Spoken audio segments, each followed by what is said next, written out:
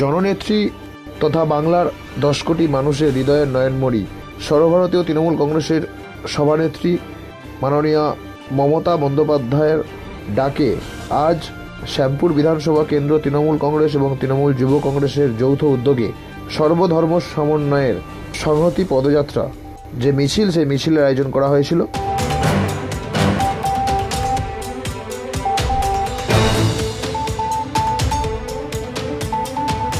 মিছিলে উপস্থিত ছিলেন শ্যামপুর বিধানসভা কেন্দ্রের মাননীয় বিধায়ক কালীপদ মণ্ডল মহাশয়, উপস্থিত ছিলেন শ্যামপুর বিধানসভা কেন্দ্র তৃণমূল কংগ্রেসের মাননীয় সভাপতি সর্বজন শ্রদ্ধেয় নদেবাসী জানা মহাশয়, উপস্থিত ছিলেন শ্যামপুর বিধানসভা কেন্দ্র তৃণমূল কংগ্রেসের সাধারণ সম্পাদক তথা প্রিয় নেতা জুলফিকার আলী মোল্লা মহাশয়, সেই সঙ্গে সকল আঞ্চলিক স্তরের নেতৃত্ববর্গ।